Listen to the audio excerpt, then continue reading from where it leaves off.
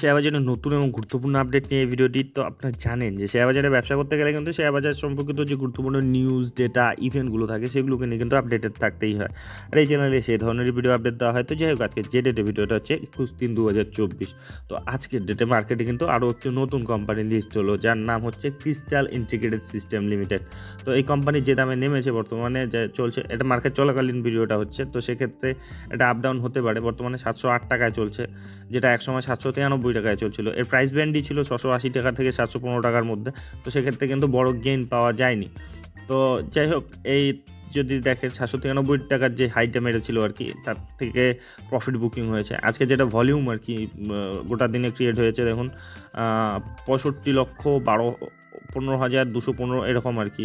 সে up down করতেই পারে, এখনও মার্কেট চলাকালীন হচ্ছে। তো এই কোম্পানি বর্তমানে 708 টাকায় চলছে এই মুহূর্তে। তো যে মূল বিষয়, এই কোম্পানির যে বিজনেস কী রয়েছে, কেমন রয়েছে এবং তার মধ্যে গ্রোথ রয়েছে কিনা, এই বিষয়গুলো দেখে নেব। আর যতটুকুই ডেটা অ্যাভেলেবল রয়েছে তার ফান্ডামেন্টাল, ফিনান্সিয়াল, এতে আপনাদের সিদ্ধান্ত নিতে সুবিধা হবে যে এই কোম্পানিটিকে লং টার্মের জন্য পোর্টফোলিওতে অ্যাড করার মতো কোম্পানি কিনা।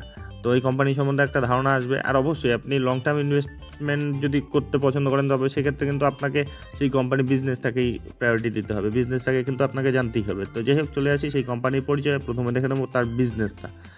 তো এই কোম্পানি যেটা বিজনেস করে, এফএমএস সেক্টরে বিজনেস করে, যে ইন্টিগ্রেটেড ফ্যাসিলিটি ম্যানেজমেন্ট সার্ভিসেস তারা প্রোভাইড করে। বিভিন্ন ধরনের ম্যানেজমেন্ট সার্ভিস তারা প্রোভাইড করে এবং বিভিন্ন সেক্টরে করে, with focus on health care, education, public institution. তার মধ্যে স্টেট গভর্নমেন্ট এন্টিটিস রয়েছে, মিউনিসিপ্যাল বডিজ রয়েছে, তারপরে গভর্নমেন্ট অফিস রয়েছে, airport, railways, metro, infrastructure, retail সেক্টরে তারা কিন্তু তাদের সার্ভিস প্রোভাইড করে। তো বিভিন্ন সেক্টরেই তারা সার্ভিস প্রোভাইড করে, প্রচুর সেক্টরে আর কি। তো এই কোম্পানি কিন্তু অষ্টম বৃহত্তম কোম্পানি ভারতের মধ্যে, এই ফেসিলিটি মানে ইন্টিগ্রেটেড ফেসিলিটি ম্যানেজমেন্টের ক্ষেত্রে আর কি অষ্টম বৃহত্তম কোম্পানি। তো এর যে সার্ভিসগুলো প্রোভাইড করে সেটা দেখুন, এদের কাজগুলো, তবে বুঝতে পারবেন এটা কিসে ব্যবসা করে। হাউসকিপিং, সফট সার্ভিসের মধ্যে হাউসকিপিং পড়ে।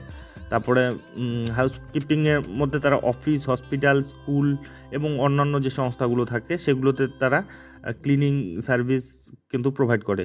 তো এছাড়াও যে সেই ধরনের সার্ভিসগুলো থাকে, স্যানিটেশন, যেমন hygienic standard through sanitation and disinfection service যেগুলো থাকে আর কি, সেগুলো প্রোভাইড করে। সেগুলোও কিন্তু এই হসপিটাল, স্কুল, বিভিন্ন ধরনের সংস্থার ক্ষেত্রে তারা করে। তারপরে implementation and maintenance of outdoor green spaces ক্ষেত্রে কিন্তু সার্ভিস প্রোভাইড করে। এগুলো সফট সার্ভিসের মধ্যে গেল। হার্ড সার্ভিসের মধ্যে দেখুন mechanical, electrical and plumbing services, installation, repair and maintenance of mechanical, electrical and plumbing systems, specialized services. তো এ ধরনের যে হার্ড সার্ভিসগুলো রয়েছে সেগুলো ইনস্টলেশন, তারপরে রিপেয়ার, মেনটেনেন্স, এগুলোর কাজ তারা করে। তারপরে ওয়েস্ট ম্যানেজমেন্ট, তারপরে পেস্ট কন্ট্রোল, তারপরে ফ্যাকাট ক্লিনিং, তারপরে এসব কাজও তারা করে। এছাড়াও যে অ্যাডিশনাল সার্ভিস রয়েছে, production support, assistance in production facility, maintenance and support services, সেগুলো প্রোভাইড করে। ওয়্যার হাউস ম্যানেজমেন্ট, তারপরে airport management service, multilevel parking management, তারপরে এয়ারপোর্ট ট্রাফিক ম্যানেজমেন্ট, এসব কাজও কিন্তু তাদের মধ্যে আছে। তারা কিন্তু এগুলো সার্ভিস প্রোভাইড করে। তাছাড়াও ক্যাটারিং সার্ভিস কিন্তু তারা প্রোভাইড করে। ক্যাটারিং সার্ভিস এটাতেও কিন্তু তারা ভালো রেভিনিউ আনে। তো এই কোম্পানি বর্তমানে 14টা দেশের মধ্যে, মানে 14টা রাজ্যের মধ্যে রয়েছে, আমাদের দেশের মধ্যে আর কি। ডোমেস্টিক মার্কেটেই রয়েছে আপাতত। 21টা ব্রাঞ্চ রয়েছে তাদের গোটা ইন্ডিয়ার মধ্যে এবং 2427টা কাস্টমার রয়েছে। তো মোটামুটি 14টা রাজ্যের মধ্যে। তো এর যে রেভিনিউ আছে দেখুন, মহারাষ্ট্র, তামিলনাড়ু এসব থেকেই আপাতত সেই জায়গাগুলোতেই তারা ভালোভাবে ব্যবসা করছে। মহারাষ্ট্র থেকে 43% মতো আসে, তামিলনাড়ু থেকে 37% মতো আসে এবং অন্যান্য থেকে 19% মতো আসে।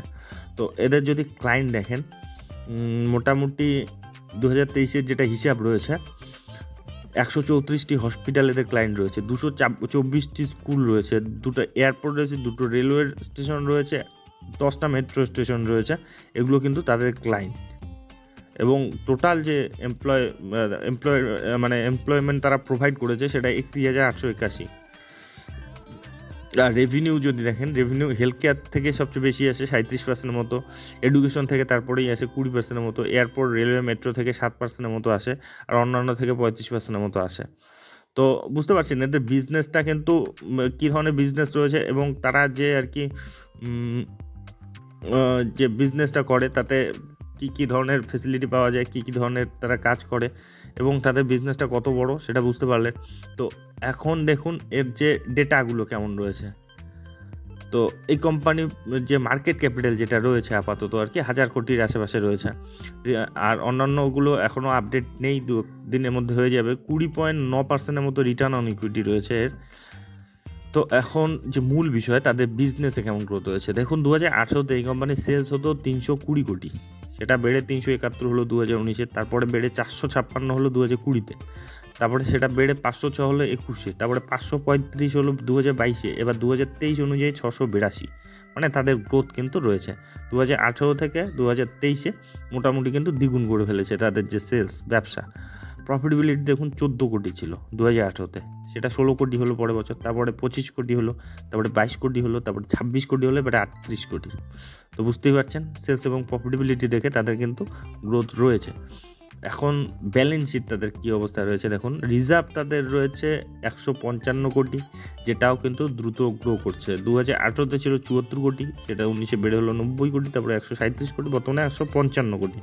আর ঋণ দেখি নেই, ঋণ রয়েছে 50 কোটির মতো, তার মধ্যে লং টার্মে রয়েছে 19 কোটি, শর্ট টার্মে রয়েছে 20 কোটি। তো লং টার্মেরটাই বেশি আর কি চিন্তার। লং টার্মে আগেও যা ছিল আর কি সেটা কিন্তু কমিয়ে দিয়েছে। তো যার কাছে 155 কোটির ক্যাশ রয়েছে তার কাছে এই 50 কোটির ঋণ কোনো ঋণই না। তো দেখলেন এর যে ডেটাগুলো যতটুকুই রয়েছে, এক পজিটিভিটি কিন্তু রয়েছে, তাদের ব্যালেন্স শিটেও রয়েছে, তাদের সেলসেও রয়েছে, তাদের প্রফিটেবিলিটিতেও রয়েছে, আর তাদের যে বিজনেসটা রয়েছে আর কি, বিজনেসটা তো বুঝতেই পারলেন কী সেক্টরে কী ধরনের বিজনেস করে। তো যাই হোক, এই কোম্পানিটির পরিচয় নিয়ে এই ভিডিওটি ছিল। তো এ ধরনের ভিডিও যদি আপনাদের উপকারে লেগে থাকে তবে অবশ্যই চ্যানেলটি সাবস্ক্রাইব করে রাখবেন। আর একটা বিষয় অবশ্যই, এগুলো কিন্তু ইন্ডিভিজুয়ালি কভার করা হয় কিংবা প্রশংসা করা হয়, তাই বলে এগুলোকে কিন্তু আপনারা রিকমেন্ডেশন হিসেবে নেবেন না, কারণ শেয়ার বাজারে আমি কোনো বিশেষজ্ঞ নই কিংবা সেবি রেজিস্টার্ড অ্যানালিস্টও নই। আমি যে দেখছি শিখছি সেগুলোই আপনাদেরকে শেয়ার করার চেষ্টা করছি। আর আপনারা যখন ইনভেস্টমেন্ট করতে যাবেন তখন আরও ডিপলি অ্যানালাইসিস করবেন, আপনাদের যে ফিনান্সিয়াল অ্যাডভাইজার রয়েছে তাদের উপদেশ নেবেন। আর অবশ্যই মানে এগুলো ছোটো ধরনের কোম্পানি, এগুলো প্রচণ্ড রিস্কি থাকবে। তো সেক্ষেত্রে রিস্ক ম্যানেজমেন্ট ঠিকঠাক রেখে তবেই কিন্তু ইনভেস্টমেন্টের কথা ভাববেন। তো যাই হোক, ভিডিওটি শেষ পর্যন্ত দেখার জন্য ধন্যবাদ।